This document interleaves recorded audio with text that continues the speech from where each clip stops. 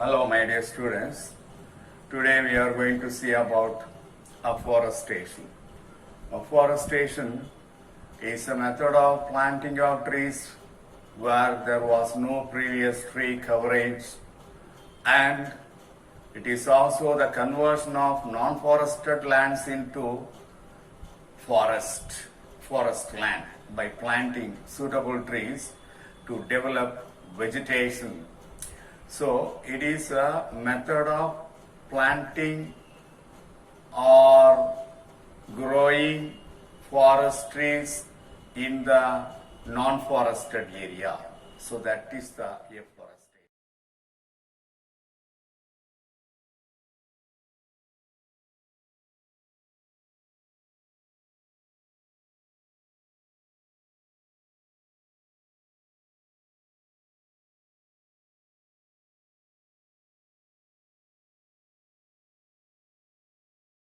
For example, afforestation in the slopes of dam.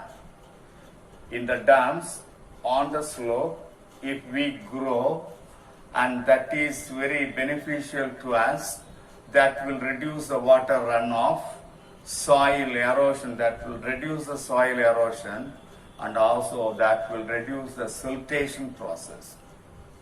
And it can also provide carbon sequestration and water retention. Automatically, carbon sequestration will be increased more by planting a number of trees in the non-forested area, in the barren land, that is. Water retention also will be increased because when we plant more number of plants everywhere, the root system of those plants will bind the soil particles together so that during the rainy season the soil particles will hold as much as water it can. So that is water holding capacity, water retaining capacity, water retention that can be increased. Objectives of afforestation. It increases the forest cover by planting more trees. Everywhere, evergreen, that is the things. Increase the forest cover by planting more trees. And increases oxygen production so that air quality will be increased. When we plant, when we grow more plants, and that will produce more amount of oxygen, so automatically the atmospheric air will be, the quality of the atmospheric air will be increased. When more amount of oxygen present, that is unpolluted air. When atmospheric air contain more amount of carbon dioxide, that is considered as the polluted air, that is not fit for the life. Oxygenated air is a life air considered as. So that is the things that will increase due to afforestation. It is possible to increase oxygen production, and also we can modify the air quality into a good air quality. Rehabilitation of the degraded forest. When the forest is damaged, when the forest is impacted, that can be rehabilitated by growing particular type of trees in that place. To reduce, by means of afforestation, it is possible to increase carbon fixation and to reduce carbon dioxide from the atmosphere. The atmospheric carbon dioxide level is increased day by day by automobiles, by the vehicles we are using, by the respiration of the animals and plants. Carbon dioxide is emitted and the accumulation of carbon dioxide takes place at the atmosphere. So that should be reduced. Accumulation of carbon dioxide should be reduced from the atmosphere.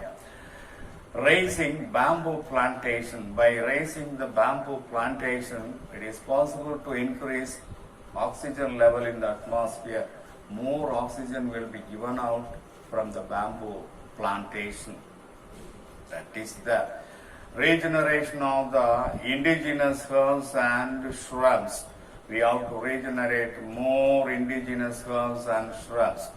The mixed population of plants, the mixed plantation of medicinal plants along with forest trees that we have to grow.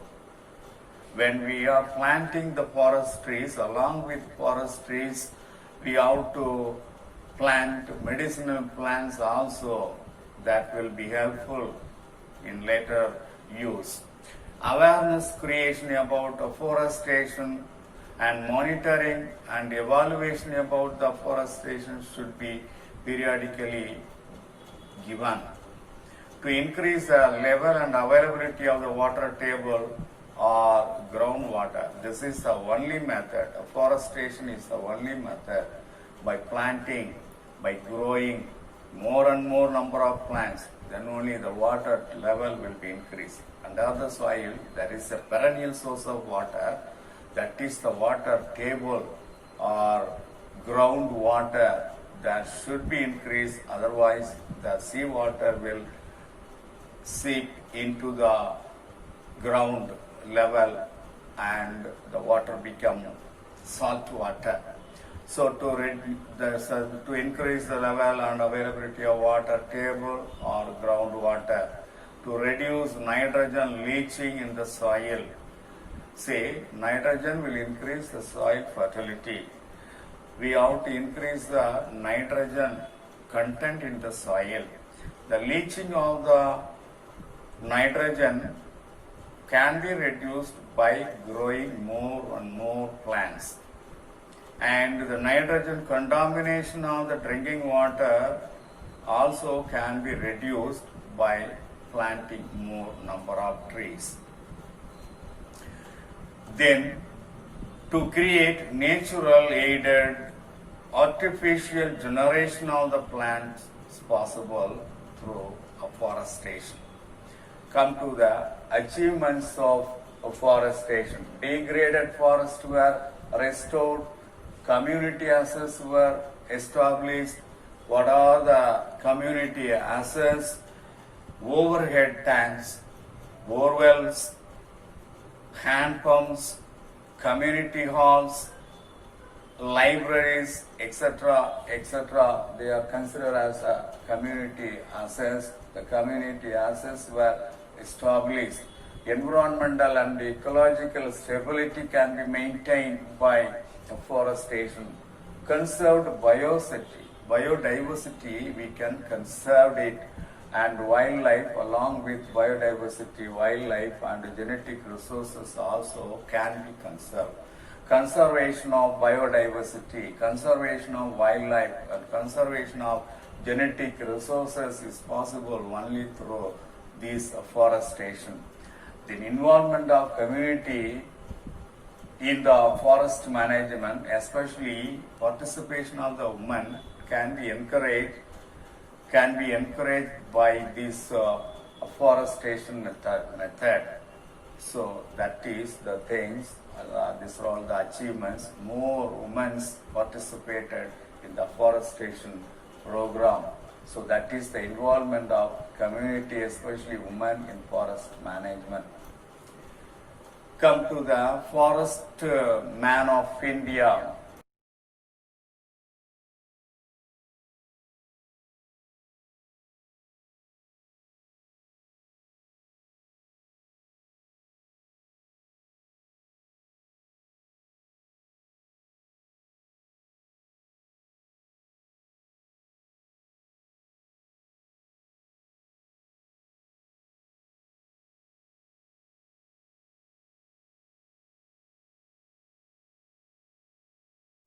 Jadev Molai Payan, born in 1963, is an environmental activist.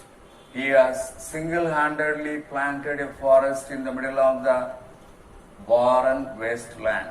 He has transformed the world's largest riverland, Majuli, that's located on one of the India's largest river, the Brahmaputra, into a dense forest. He converted Majuli, the river island, into a dense forest. That is, now it is the home for the rhinoceros, deers, elephants, tigers, and birds, and many more animals, the habitat for many more animals. Today, his forest is larger than the Central Park. Central Park considered as the largest forest. Now, today, his forest, Jadev Molai Payang Forest, is larger than the Central Park. Former Vice Chancellor of Jawaharlal Nehru University, Sudhir Kumar Sopre, named Jadev Payang as Forest Man of India. He was honored with Padma Shri, the Padma Shri Award, the fourth highest civilian award in India. He received honorary doctorate degree from Assam Agricultural University and Kaziranga University for his contribution. So that's all about today's topic. Today we have seen about afforestation in general, objectives of afforestation, achievements of afforestation, and the forest man of India. That's all.